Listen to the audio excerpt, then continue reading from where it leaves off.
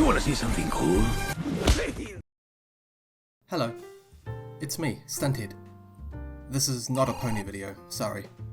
I was working on a few more complex projects, but I took a break to watch some movies, and one of those movies was Puss in Boots: The Last Wish. Before I knew it, 2 weeks had been sacrificed to reviews, reactions, and video essays on it. So I figured it might be a good idea to make a video about the film myself, just to, get the thoughts out of my head. Spoiler warning for the film, of course. If you haven't seen it yet, fuck off. Go watch it first. It's beautiful, it has great characters, and you don't even need to have seen the first Puss in Boots or even any of the Shrek films to understand it. Anyway, a lot of people are talking about this film, but there's a few little things that I wanted to point out. Some of them are just stupid things that I wanted to put a spotlight on, but others are cool details that I'm sure anyone would appreciate. So let's start with...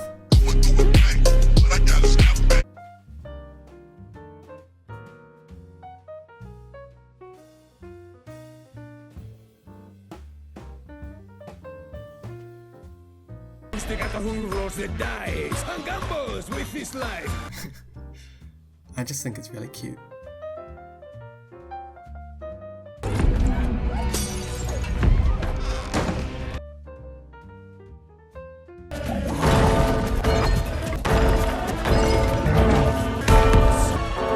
Never die. And in my... All right. Temperature.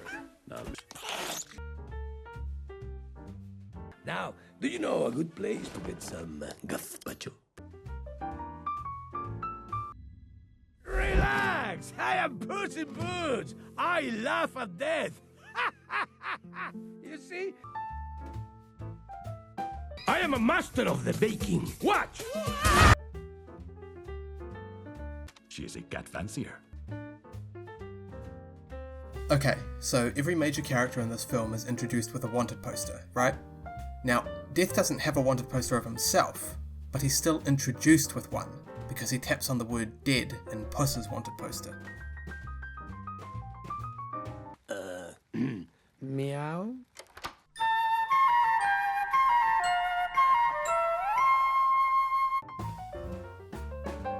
What? Did I say something salty? It's my second language. I love that he has a scar from his fight with Death. I hope he still has it in the next Shrek movie too, it's cool.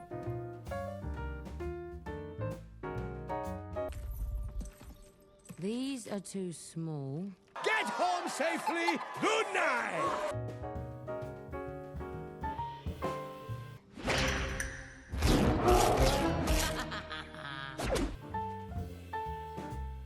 It can get a little lonely down there. It's mostly controlled by the rats and the centipedes, but I have my own little corner. Congratulations. I need to practice. I'm gonna be a therapy dog someday. What the hell are you talking about? Mama, focus, please. Thank you, Mama. Mama, just drop it, please. What was it, Mama? But I did, Mama. I did get my wish.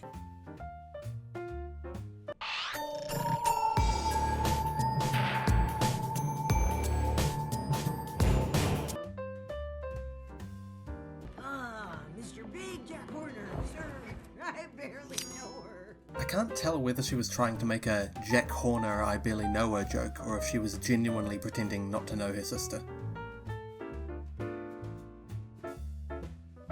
I hate it. It's disgusting. Well, I love it. It's distinguished.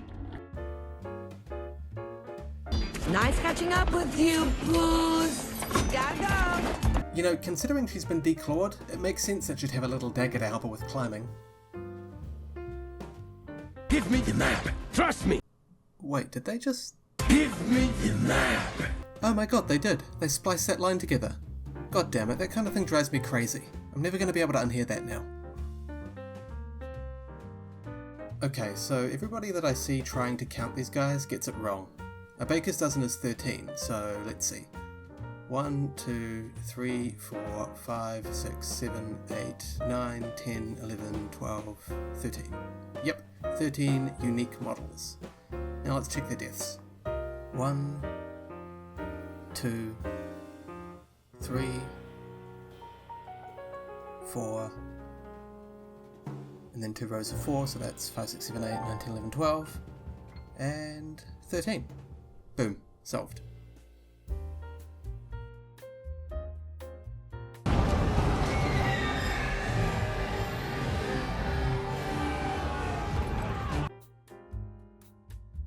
Butt nugget for brains.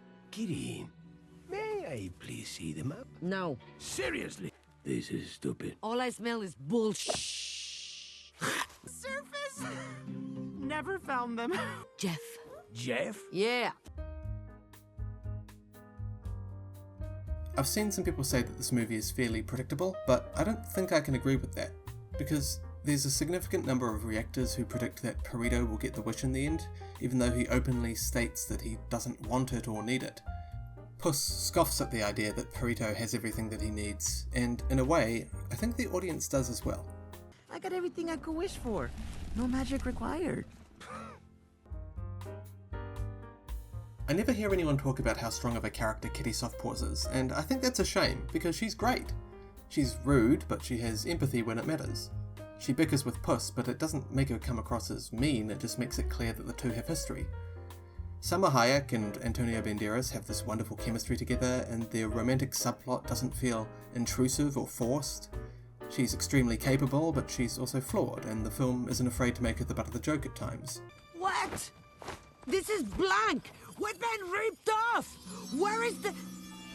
Oh, yeah. I knew I was going to do that. You're such a... Really, everything I like about her can be summed up in the Gatito Blade scene. Kitty switches from standoffish to teasing to intimate to standoffish to teasing to intimate again. It's a complex relationship, but they navigate it pretty perfectly. You're not gonna shoot a puppy, are you, Jack? Yeah, in the face. Why? What? What? Hi. Okay, everyone talks about this scene, and for good reason.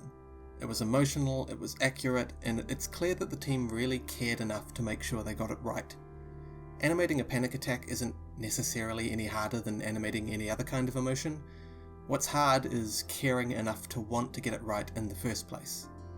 To the whole team, and especially Taylor Meach, thank you for caring, because that care speaks for itself.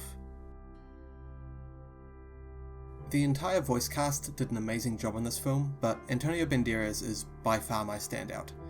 The scriptwriters gave Puss so many more places to go emotionally. It made me retroactively realise just how little this character has been utilised until now. This is a great reveal. I don't recall ever seeing a romantic subplot about a couple rekindling their love after one of them was left at the altar. It's really interesting. And as a bonus, it explains why Kitty wasn't around for the Shrek films, even though Puss met her long before he met Shrek. Kitty recognises that Puss is in an emotionally vulnerable state and chooses to pretend she didn't overhear, which saves his pride and affords him the opportunity to apologise on his own terms later. Plus, remember, she was furious with him for losing the map, but when he admits he messed up, her response is, "Hey, no worries, we'll get it back." Good Kitty. Dog! Oh, there you are. What happened back there? If you look closely, the fairy tale that Goldie likes so much ends with the phrase, "just right," meaning that she adopted it from the book and the bears adopted it from her. I've seen some people complain that the just right joke is overused in this film, but I don't think it's supposed to be a joke. I think it's supposed to be a backstory. The day when our world became just right.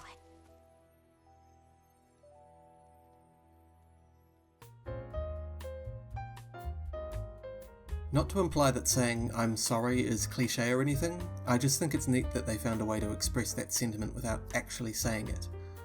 Also, my headcanon is that Kitty was at the wedding and she's just trying to make Puss feel better. Gives their relationship more dramatic weight.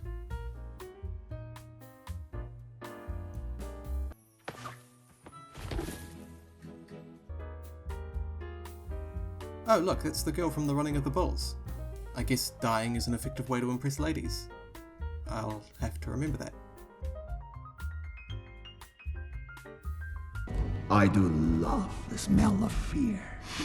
It's intoxicating. It is? Your past deaths, as I like to call them. Why don't I do us both a favor and take this last one now? That's kidding! And whether you think we're your family or not, if this is something that will make you happy, we'll get you that wish. Okay, this part actually did get me a bit misty-eyed. The scene seems like a classic third act miscommunication, but it's really not. Kitty thinks Puss is betraying her and taking the wish for himself, and yeah, that's exactly what he's doing. She's wrong about that being his intention from the start, but that's not really the issue. And when Puss tries to explain himself, she actually listens. Twice. Go on. Get your lives back. Just keep them out of mine. Out of my way! I've got it! Don't got it! That's mine!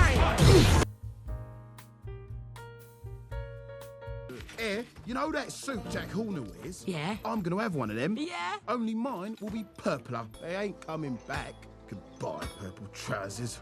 Hey, I'm gonna bust you up, plum thumb, and then I'm gonna wear your clothes! That was weird. Even though the point of the scene is to show his connection with his final current life, I'm glad they didn't cut out the scenes with his mum. No. Just one. I'm done running.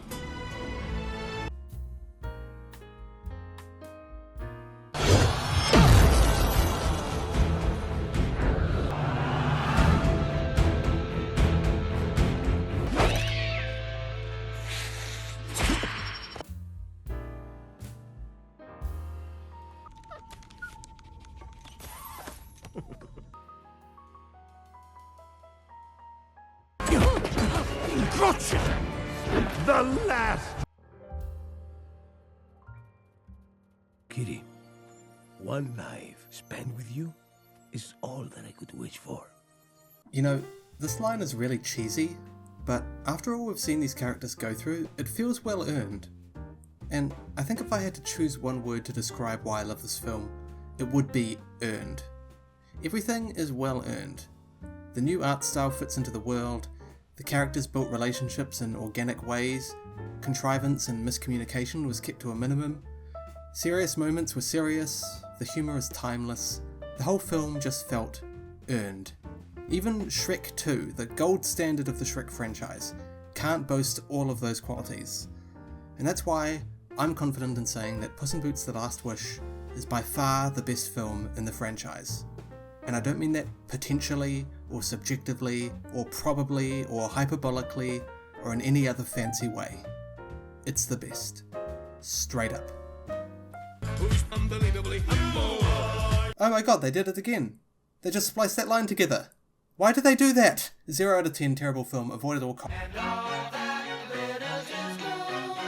You're still here? Hey, thanks for watching. If you liked this video, then I'm really sorry to say there's nothing else like it on my channel, so you're a bit out of luck. And if you hated this video, thanks for watching until the end anyway. It's always been really important to me to only create things that I'm passionate about, which leads me down some strange tangents sometimes. This video was originally going to be a lot longer. I was going to talk about the love interest in the Netflix show and the reason why Puss went to Mama Luna's instead of going back to stay with Shrek, but it was boring, so I didn't bother. Besides, I have to leave some of that obsessive passion for the pony videos, which I promise will be returning before too long. Maybe I'll see you there. Kisses.